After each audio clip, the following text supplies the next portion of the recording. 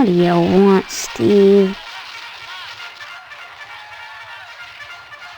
That's right, I think I got the flu. Maybe you'd feel better if you stopped watching television and went to bed. Maybe you'd be quiet with a steak knife in your heart. What? Just leave me alone, Steve. Believe me, you got your own problems. Good. Finally.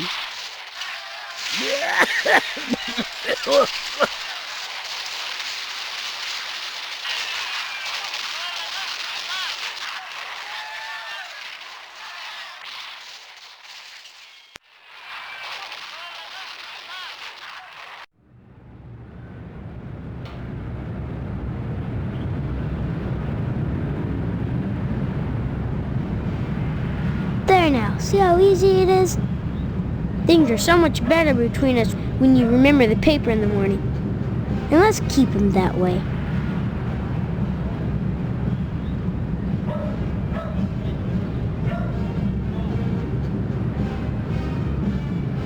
Swell! Here's the keys to the broom closet at Geen Memorial. That's where they meet every day. About 3:45, as soon as everyone has gone home. Sometimes I hide in there beforehand. And Daddy-o, I see some stuff that's real nasty. Take it from me, you made a good swap.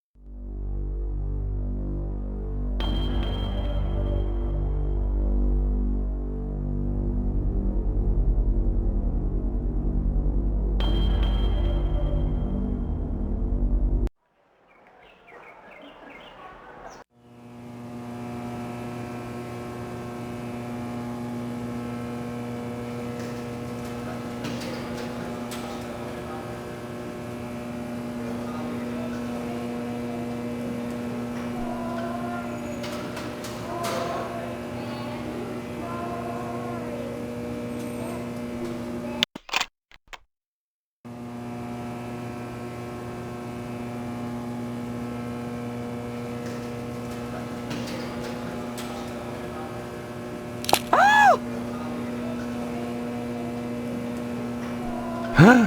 What? Screwing in the school broom closet? What will people think? Are you blackmailing us, you little shit? Calm down, Mr. Harrell. Stephen would never do that. He's a smiley bear. But we should give him a token of our appreciation for his silence.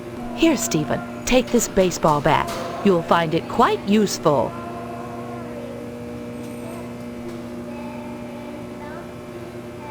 That a boy. Take the bat, and we'll take the photo. However will I keep the children in line now? I have a spare I can bring in tomorrow, unless you'd prefer a chainsaw this time. I'll talk to Mrs. Phelps.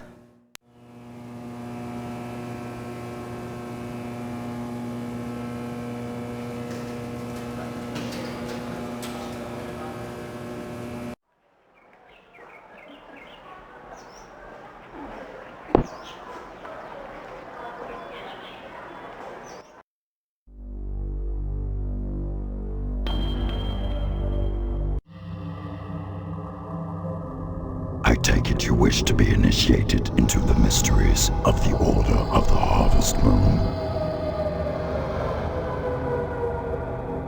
Very well. Know then that securing the application was but the first step on your road to enlightenment. Now you must complete a series of tasks to prove your worthiness as an initiate. What kind of tasks? Minor pranks, really.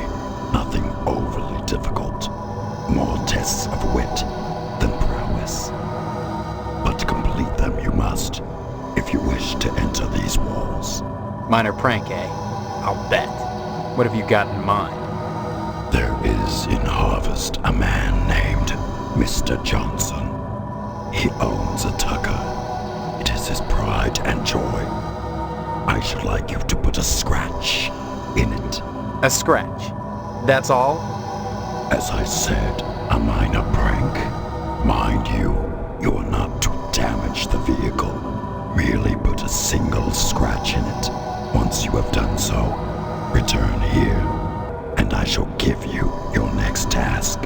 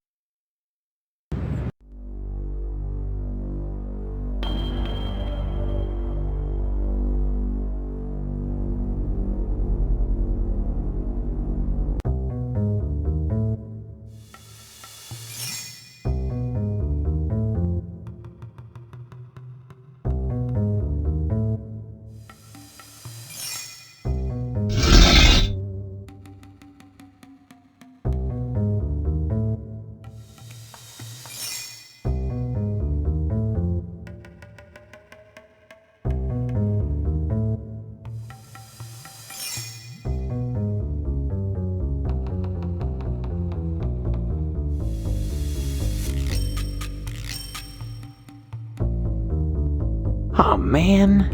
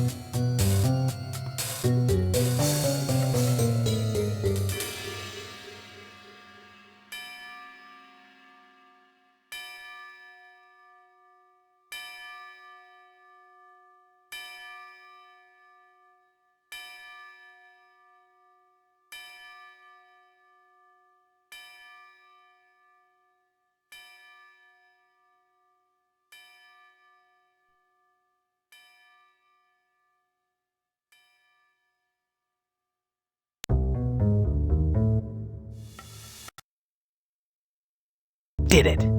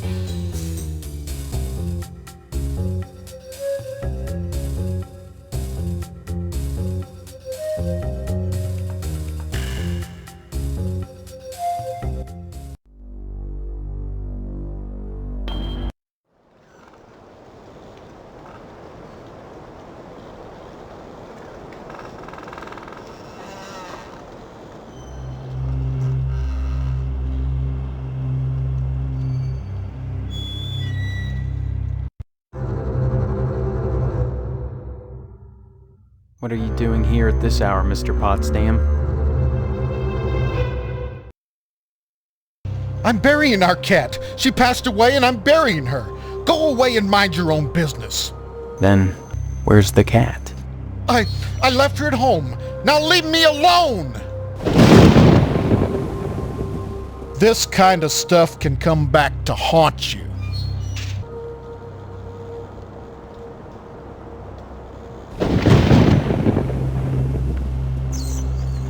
This kind of stuff can come back to haunt you.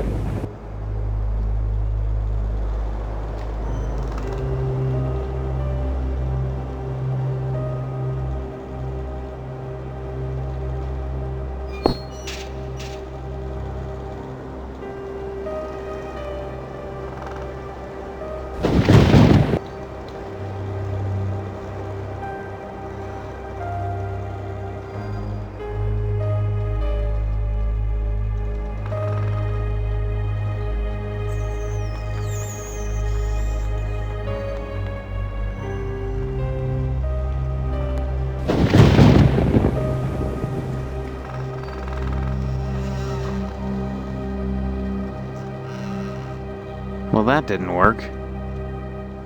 Well, that didn't work. Well, that didn't work. Well, that didn't work. Okay.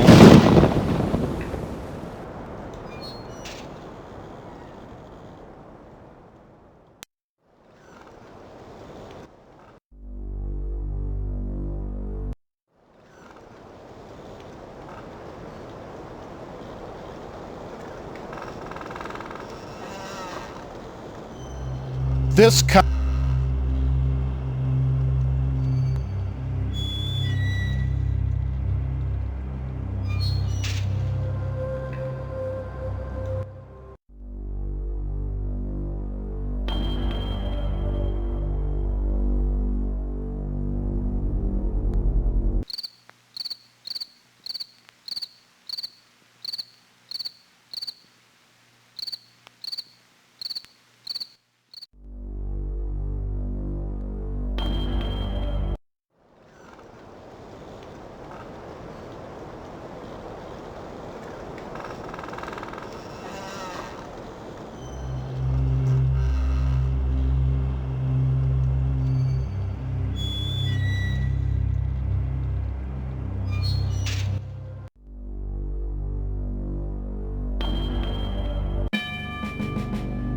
Oh, who goes there?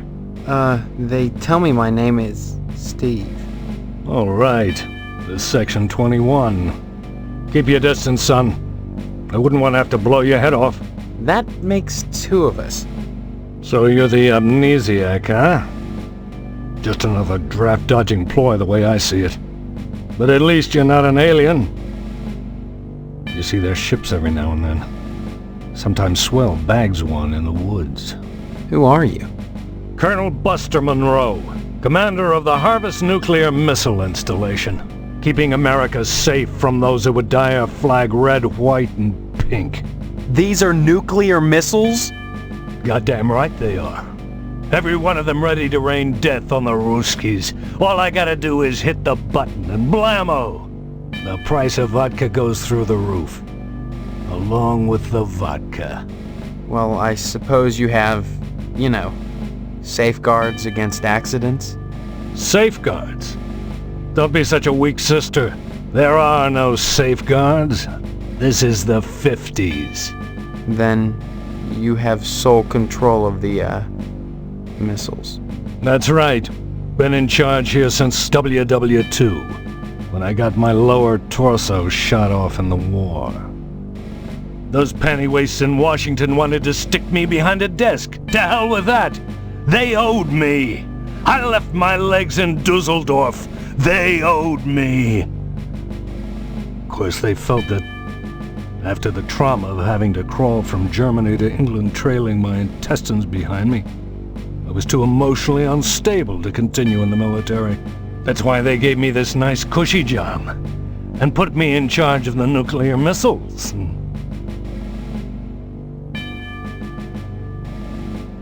Why are you asking about the button, son? I'm just a little nervous about it. I mean, suppose an accident happens. Don't get your panties in a bunch, mister. The button is perfectly safe. I keep it on my person all the time. No commie bastard is getting his mitts on this button. No siree, Bob. No one initiates a nuclear holocaust in Harvest except me.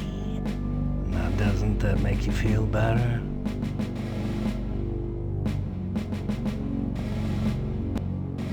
Frankly, all these questions are making me a little suspicious of you.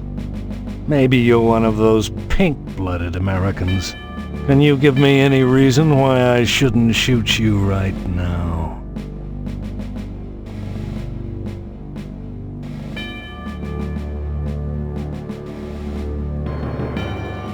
Right, huh?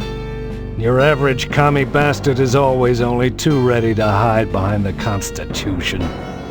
Real Americans waive their rights for the common good. Would you?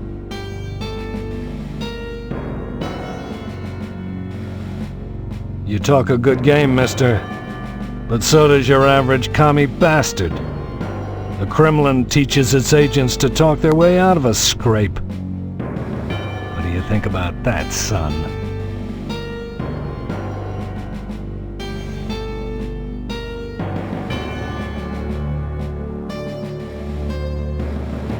Glad to hear it, son. You had me going there for a minute, asking all those questions about this base. Came this close to getting blown away. As it is, maybe you want to get out of here before I change my mind. Go visit those Ponzi firemen. But whatever you do, stay away from that damn lodge. That's the most suspicious place in Harvest, if you ask me. I wanted to get back into the thick of the action and out of this desk job with those firemen are a damn peculiar bunch of ladies. I thought they'd object to my lack of a lower body, but they wouldn't let me join the fire department because they said I couldn't draw naked men. Can't draw naked men? Who the hell wants to? I could draw one if I was a sick commie pervert. Look, I did this last night. What do you think?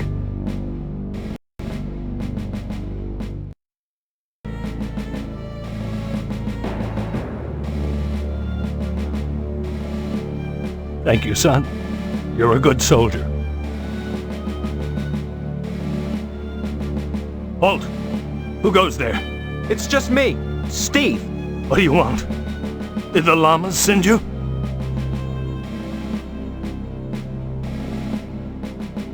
That's good. Someone has to keep them in check. I'm glad you stopped by again. I want you to infiltrate those firemen, mister.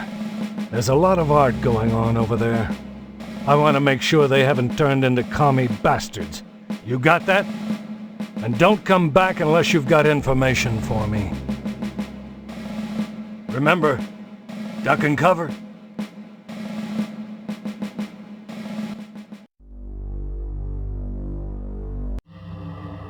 So, you have completed your first task. Now that you've scratched the tucker, you may proceed to your second task. You will steal a bolt of fabric from the fireman and bring it to me.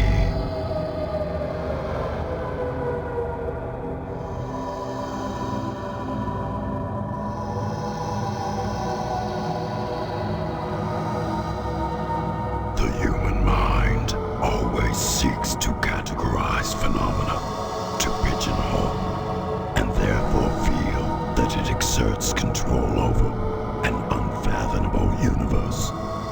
A feeling, however, is not a fact. Whatever you may think of the order is only speculation, a realization which should give you scant comfort, considering that even memory is illusory, a chemical imprint on meat that, like what it is writ upon, must one day decay. If you're interested in reviving the decaying corpse that is your memory, you'll be back. The only answer for you is here, Stephen. Don't forget that.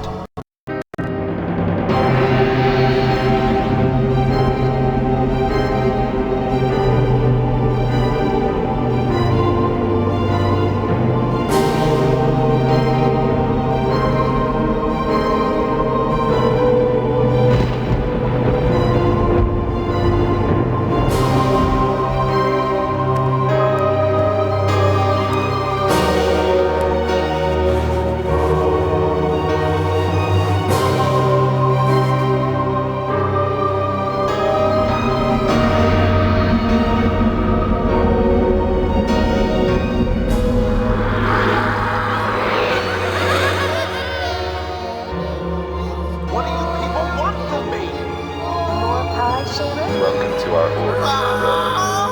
The hand that grips the knife that stabs. Step.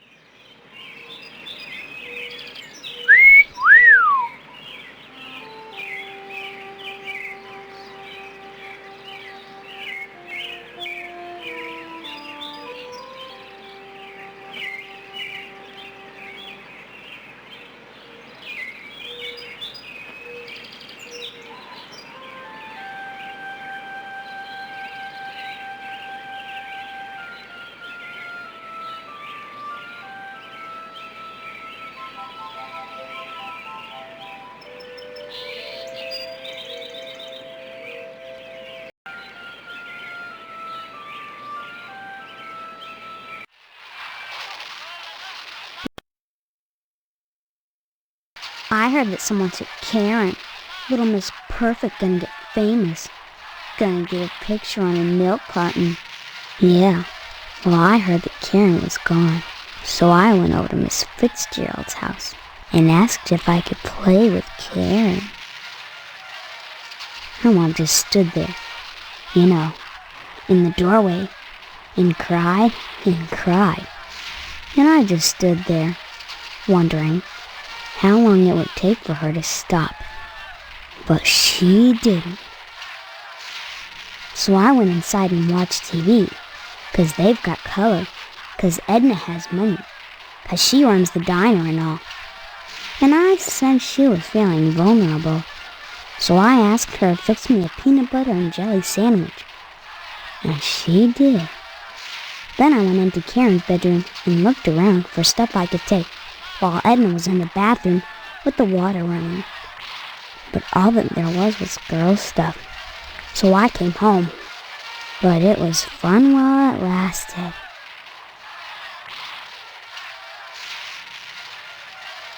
I even had her trim the crust off for me. And then I ate it anyway. She was crying so hard, I could have peeked under her dress if I wanted to. But hey, when a broad's got puffy eyes and a runny nose, who wants a peek at that? Good. Finally.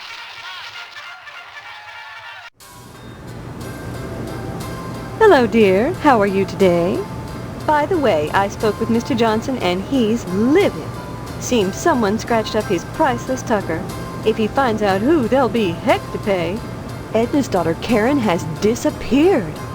Karen was playing outside as Edna closed the diner, and that's the last anyone saw of her.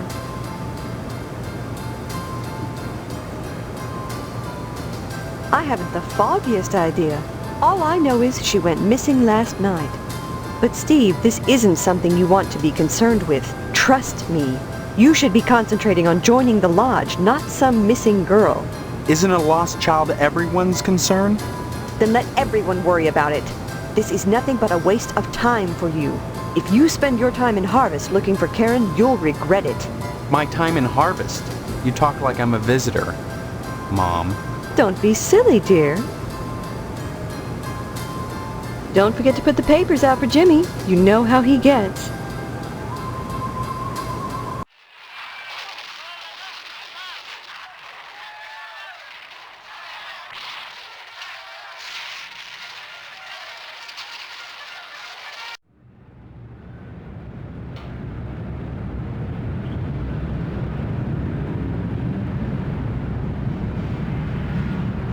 There now, see how easy it is?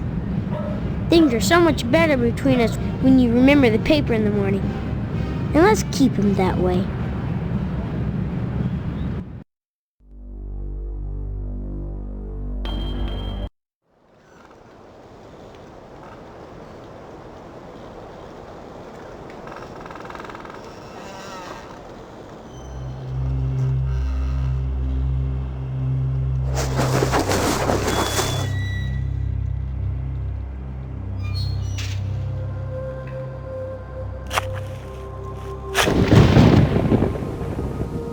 Thank God I found you. Are you alright, Karen? I want to go home. Could you take me to my mommy's store? Or to the policeman? Can you tell me who did this to you? Mr. Potsdam told me he'd hurt my mommy if I told. Won't do anything, I promise. Tell me what happened. He made me play house. Then he dug a hole. Please, I just want to go home now. Please. Can you tell me your address, honey? I don't know. Just take me to the store or the policeman. Please. Mommy said to go to the policeman if I got lost. And I'm lost. Bye-bye. Bye-bye.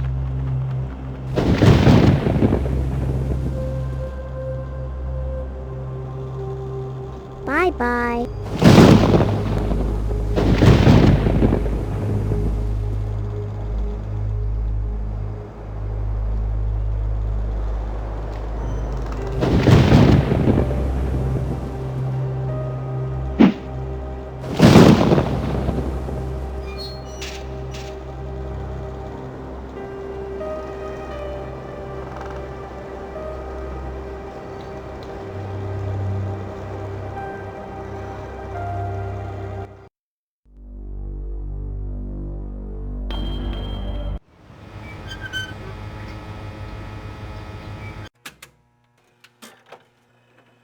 Oh my God!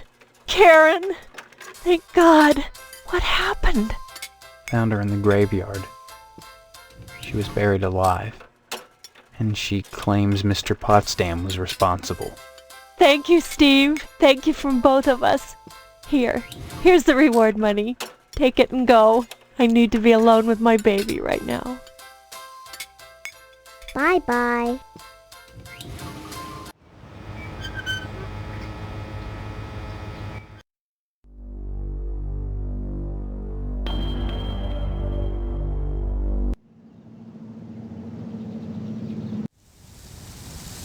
Could you say hello to your father for me?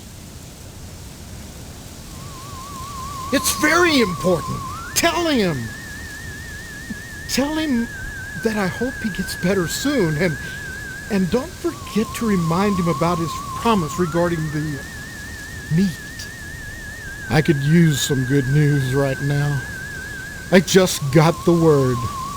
The order turned down my latest application. Looks like we'll be having the wedding at Moynihan's after all.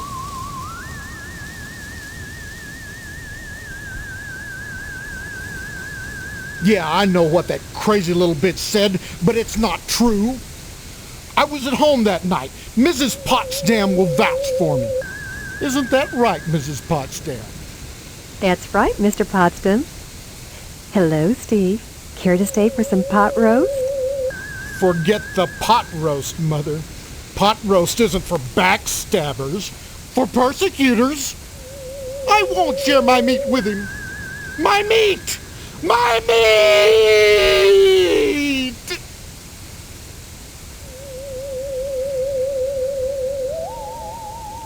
It's the truth.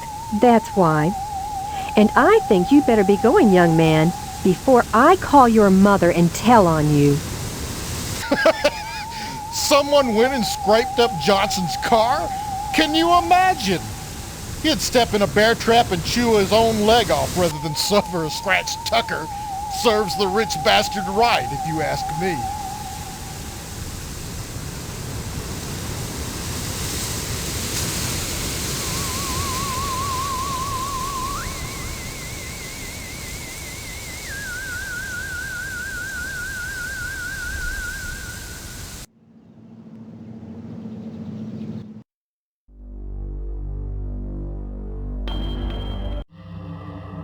So, you have completed your first task.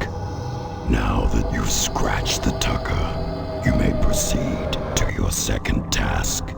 You will steal a bolt of fabric from the fireman and bring it to me.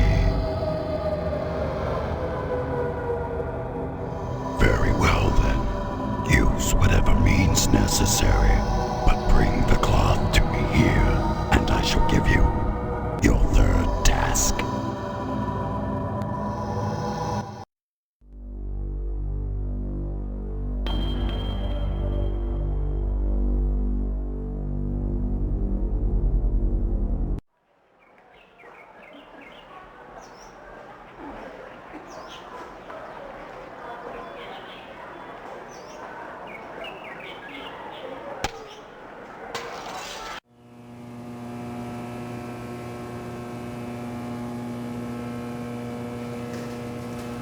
Steve, good of you to drop by, big guy.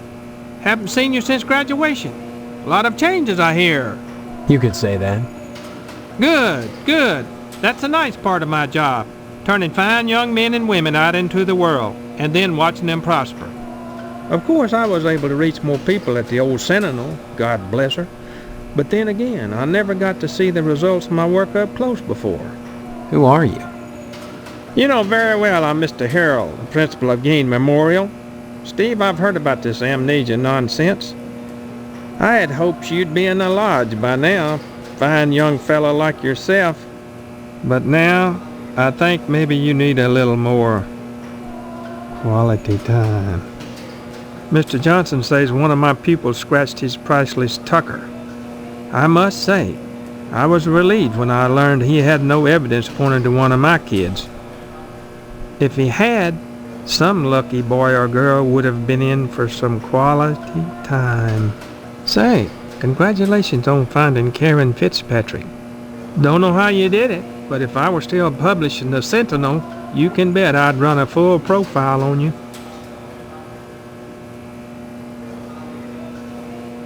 Boy, I sure miss the old newspaper. The sheriff never did investigate that fire properly. Call it a newspaper man's instinct, though I can't imagine why Sheriff Dwayne would cover up anything. I mean, the only ones who stood to profit from the newspaper going out of business was the owner of the TV station, and Mr. McKnight had an airtight alibi. Still, if not for the fire, I never would have wound up as principal of Gein Memorial. Gein Memorial? Sounds like a cemetery or a hospital, not a school. This institution was named for a great man, whose first name escapes me. He epitomized the great potential within us all, big guy. I hear there's an honorary plaque commemorating him within the lodge. Big guy, born some quality time, the greatest gift I can bestow upon you as your former principal is a word of advice. Join the Order of the Harvest Moon at any cost. Within the lodge lies your future, and without dust. Why do you keep calling me big guy? A sign of respect, lad. As principal, my station is higher than yours now, but you never know what the future holds, so you should always hedge your bets and pay tribute to your inferiors. You never know who will come to power, or who, even now, wields it behind the scenes. For all I know, you might already be a member of the Order, with access to the lodge. If that were the case, you'd be my superior, and I'd be all that much better off having shown you respect and spent some quality time with you. What do you mean, quality time? Some, like Miss Whaley, favor stern discipline, corporal punishment, as a means of socialization. Myself, I temper discipline with love. Quality time can be such a warm, sharing experience. After just a few sessions, you'd stop this amnesia nonsense and become a productive member of society and a fit candidate for the lodge. You turned out pretty good, except for that amnesia nonsense. It's not nonsense. Well, you always were a kidder, Steve. Maybe you need a little straightening out. Oh, the things I could do to you. You'd be a much finer young man with just a little quality time. Drop in again soon. Adult education is a wonderful thing, as is adult quality time.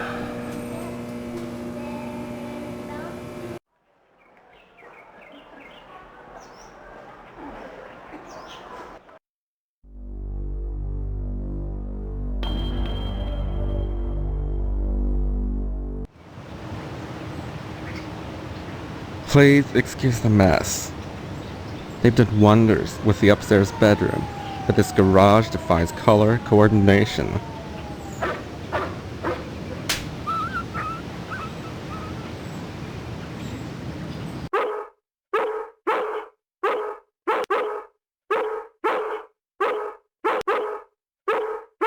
Don't bother me, I'm sketching.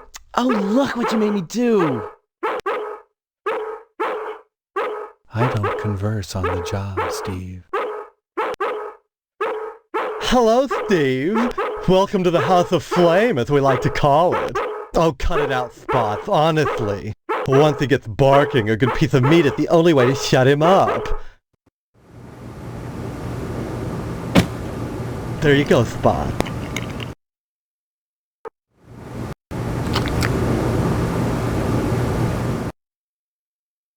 So, Steve, bet you don't remember me. Heard about that short in the old wiring. I'm Fire Marshal Sparky, head of your fire department.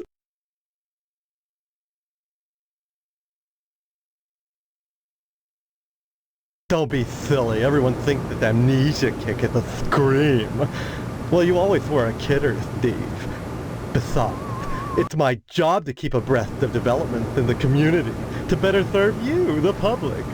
I'm sure you'll be thrilled when you learn of the many civic improvements we have planned for your fire department.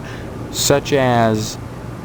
Well, don't tell any of the others, but I've secured a bolt of the most divine moth material.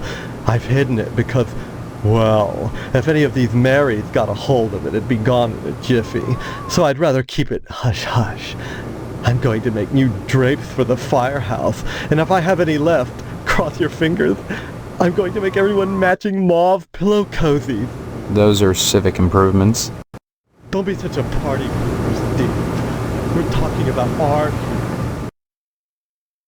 Besides, we haven't had a fire in Harvest since the newspaper building burned down. Though I'll admit that the Wasp Woman's place is one big accident waiting to happen. Isn't that right, Spots?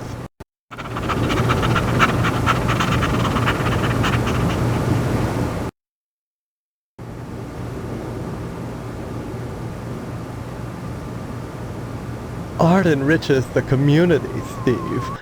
No less than a pulsing fire hose or a fireman beating down a blazing door. So what if we're drawing a nude man? So what if all we ever draw is a nude man, or the same nude man over and over in all sorts of provocative positions? Context, not content. Process, not subject. Don't be so gauche, Steve. It's beneath you.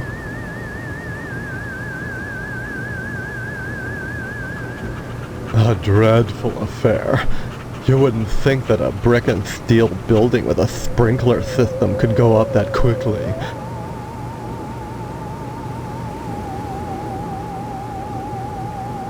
Oh, please. Dwayne was glad enough to see the thing go up, and so was McKnight. If you could get into that safe in his wall... Forget it. Look, Steve, as far as I know, the fire was an accident. Let's just leave it at that. Now don't you go moving.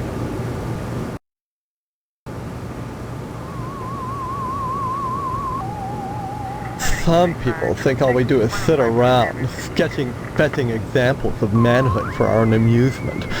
Nothing could be further from the truth. Why, just the other day we cited Tetsuo Crumb for fire code violations. All the dried out paper wasp nests clustered around our wooden house, why, it's a chem law just waiting for the right faggot. Believe me, none of us wants to see another fiasco like the Sentinel fire.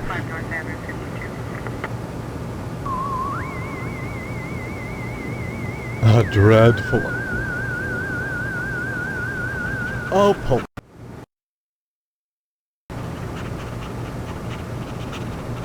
bye-bye.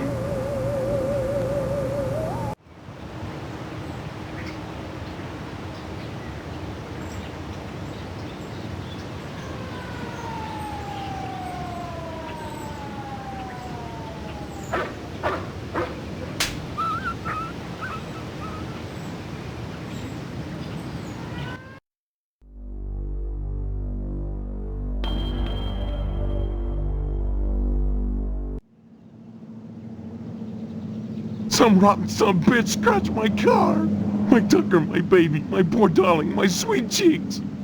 If I find out who did it, I'll kill him. Just kill him dead. I told that fool sheriff to beef up the patrols, but what does he care? Nobody cares about a limp dick fat boy. Well, I'll make them care. I'll make them care. Good work rescuing Karen. Of course, you queered my play with Edna. But I suppose a little girl's life is more important than my sex life, right? Bye now.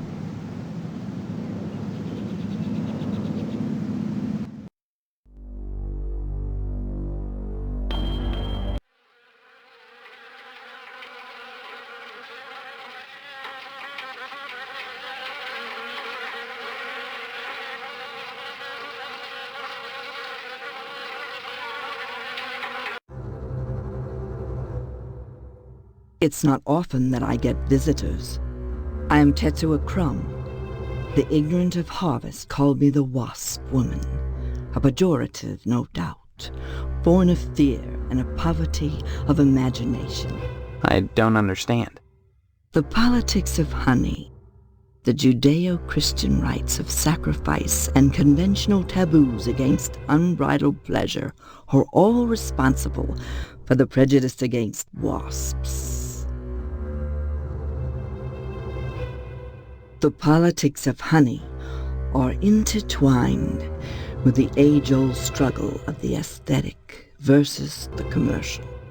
Because I choose to raise wasps instead of bees, I'm frowned upon by the community. Why? Well, raising bees is acceptable because they produce honey. But sometimes it's not what is produced, so much as what is performed. I don't see any particular use for wasps. Why must everything have a use? Is money always the determining factor? More slender, more aerodynamic than the bee, the wasp is a joy to behold.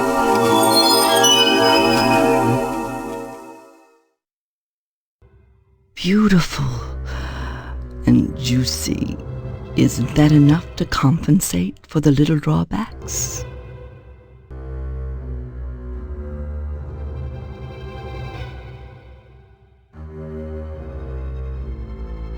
Well, as you can see, the little darlings do love to sting.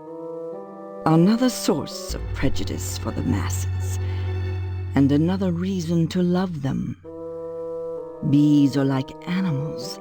They sting only for a reason, for sacrifice. They have no conception of individual sensation, of pleasure.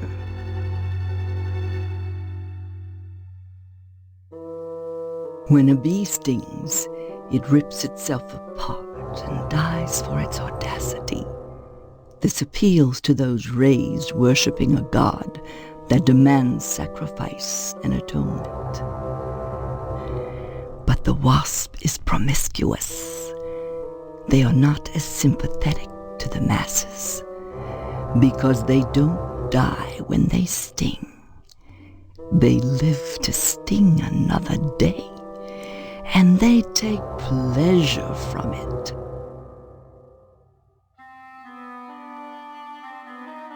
Yes, a great deal of pleasure. The wasp is a sensual being, not a laborer, hedonistic instead of industrial. Some think them quick to anger. In truth, they are easily swayed to ecstasy.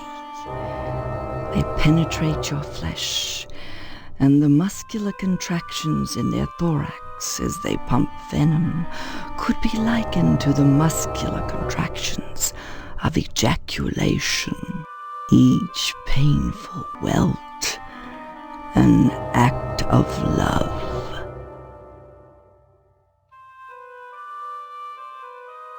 Regard the wasp. Wasps produce nothing for others, but only for themselves. Wasps build nests and more wasps, nothing more.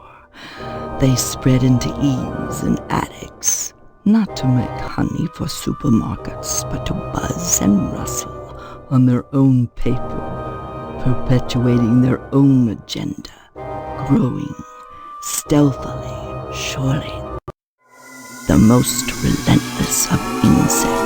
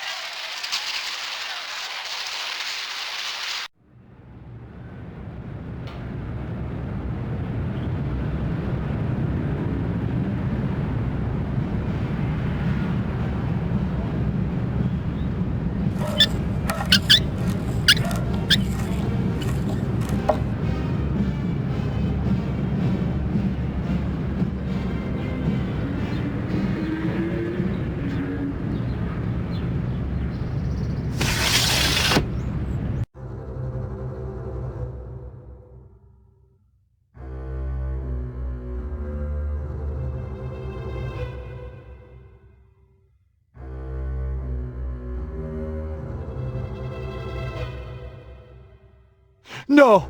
Leave that there! If any of it turns up missing. Marv, what's going on in there? Go! Go! No! Leave that there! Go! Steve, is that you? Come to see your poor old dad? Are you my father? Really? I don't remember you. Please. I'm not in the mood for jokes. I'm serious. Why won't anyone believe me? Well, you always were a kidder, Steve. Just don't make me laugh now. Remember the stitches. My God. What has she done to you? She doesn't know you're here, does she? Does she? No, I had to break in. What the hell is going on in here? I know it's a mystery to you. The sacred things that husbands and wives do behind closed doors. Maybe we should have that special father-son talk. Especially now that you're getting married.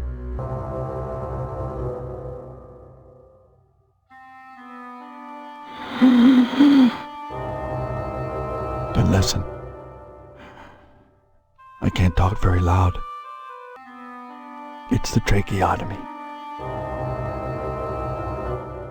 When a man and a woman love each other very much, they go into a room alone and shut the door and bolt it with at least 3 locks and prop a chair under the doorknob so no one can get in or out. Then they take off their clothes and get out a wide variety of scalpels. Some curved, some short, all of them sharp. And then the man climbs on the woman. And then they... with the barbed wire, they... That's all right. Don't get worked up. You need your rest. Yes, rest. But why did you come? You must have had a reason for risking it. I need some meat, and Pat won't give me any without your signed permission. Good old dependable Pat. Here, son. Here's my signature. Take it to him, and you won't have any problem. Now go, son. Go quickly, before she comes back.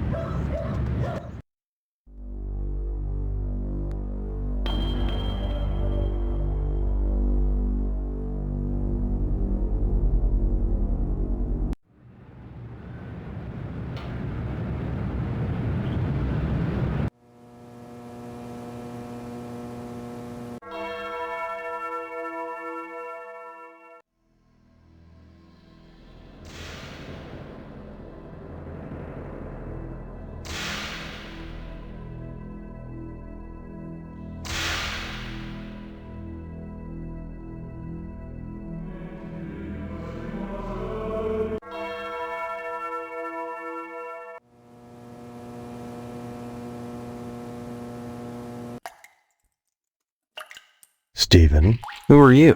I am Daniel Moynihan, mortician and proprietor of the Wayward Hotel. Most people ask me why I don't remember their names. Well, you always were a kidder, Steve. Besides, as one who deals with the dead, I try not to involve myself in the affairs of the living. Your loss of memory is of no concern to me, true or false. Ironic, considering my recent involvement in a charity event. What are you talking about? My complaints were central to the scheduling of the upcoming Harvest Bake Sale. I'm gratified the Order of the Harvest Moon got involved. The proceeds will certainly help cover my losses. This bake sale is a joint effort of the Harvest PTA and the Order of the Harvest Moon. The proceeds will be used to set up a fund for transients. In other words, bums and societal rejects without families who wander into Harvest uninvited. Then the Order is setting up shelters for the homeless? Not shelters. Graves. You see a great number of these hobos die while passing through. Don't ask me why, it's what those people do. Use your common sense, Stephen, memory or no. If they were involved in setting up homeless shelters, then why would I be involved? And why would I be sustaining losses? It seems that, like some elephant's graveyard, people of low station come to Harvest to die. They simply drop dead, penniless, and they all need burials. God knows, by putting these people up at the Wayward Hotel, I do more than my fair share. So why must I pay for the coffins and burial materials as well? My losses to the dead are substantial. Hopefully the bake sale will offset some of them.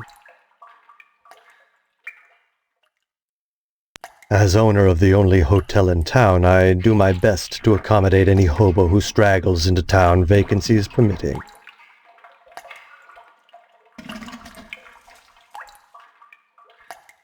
I really don't recall. We get so many low-life dregs passing through here, I can't remember every little death that occurs. Huh. Are there that many? As I said, sliced open on a mortician's slab, every corpse looks the same. Red and juicy. But surely you'd remember if these deaths were an unusual occurrence. You sound like you're launching some sort of investigation, Stephen. That would be most unwise. I'd say it's been a pleasure, but I find the company of the living so wearisome.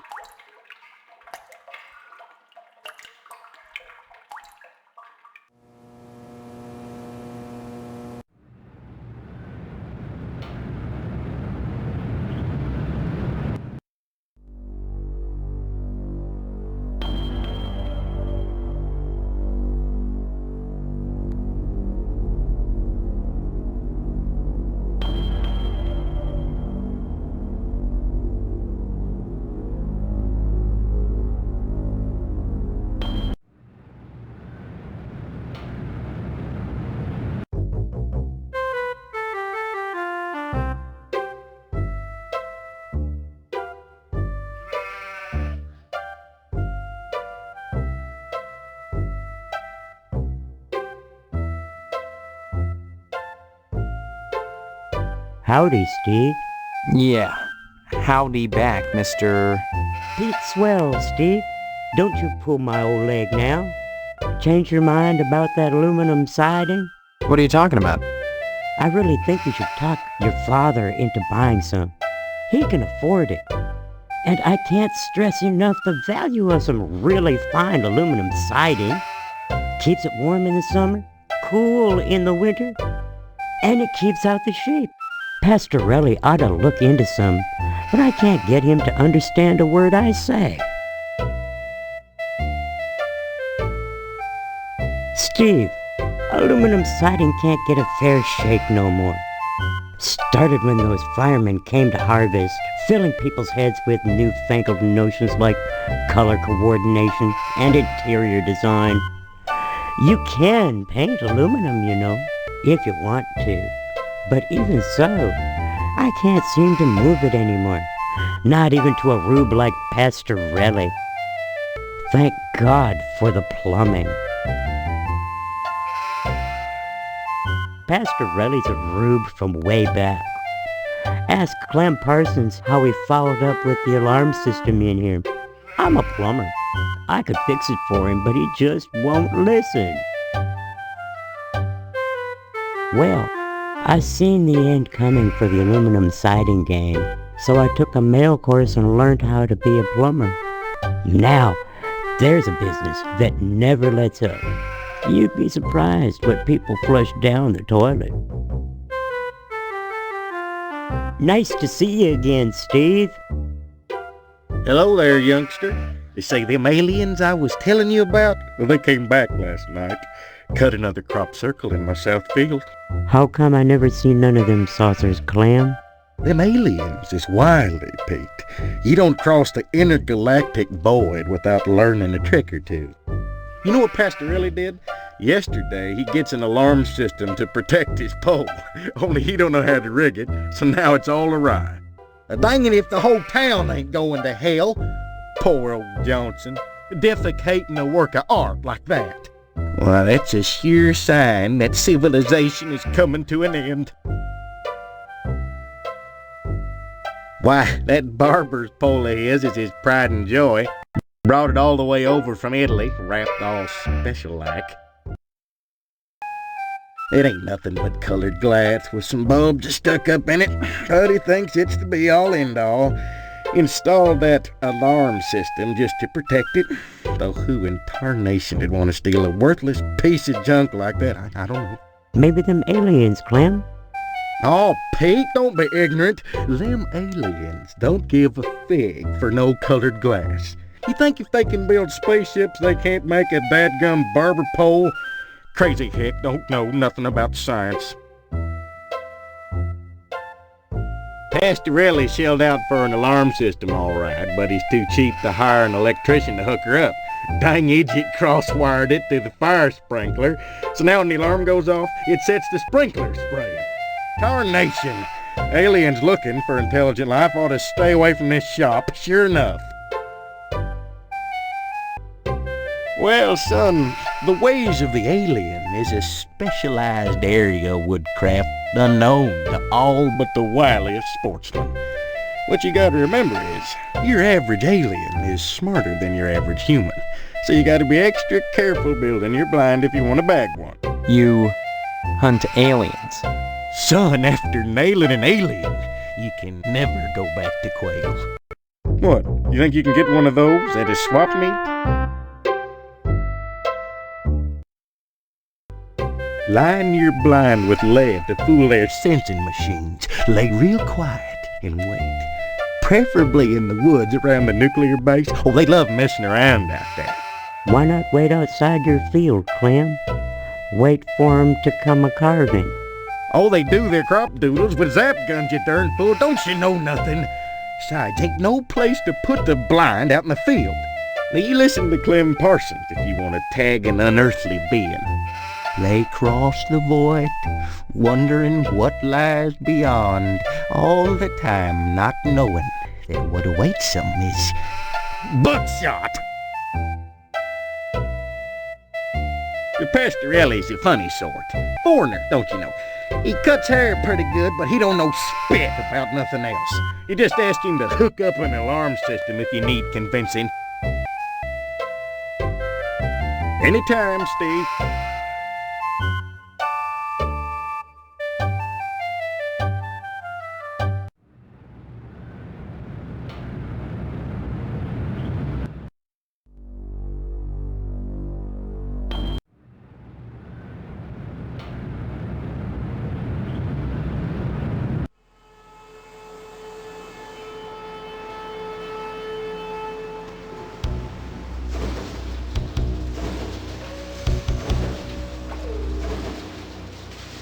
Can't talk now, Steve. I've got to hose out some entrails. Don't be such a stranger, Steve. Have my best to your dad.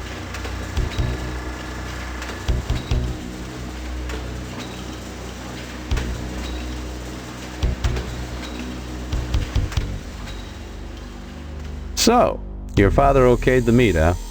How's he doing?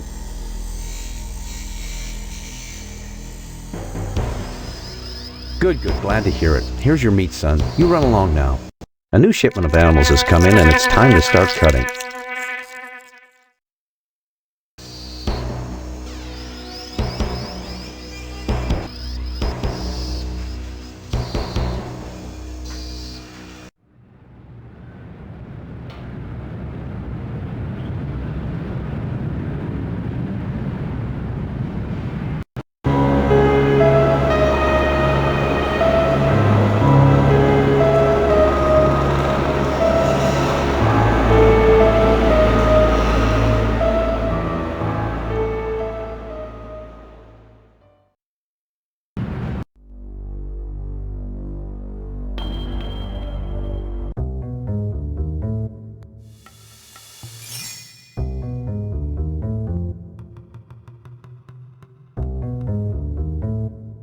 Damn it!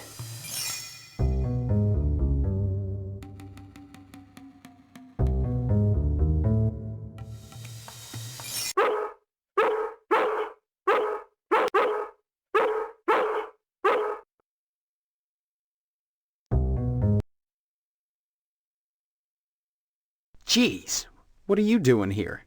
Just standing here, waiting to be drawn. You just hang out here? All the time? I'm not a person, Steve. I'm an object. You'd do well to remember that. A person is his job. Someday you'll understand that. And if you don't, it won't matter, because you'll be dead. Dead? Have you gotten your lodge application in yet? Good. You may survive yet. I guess you're here to steal the bolt.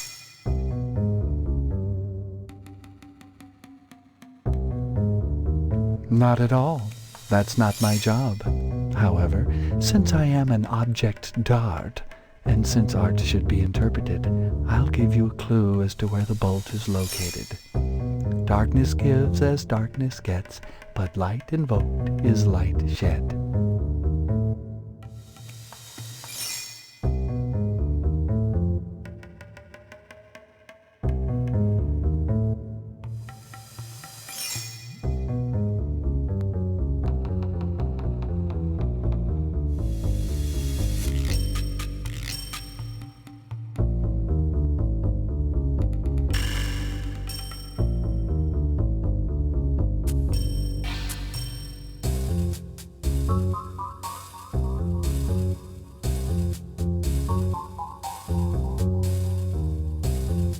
All right.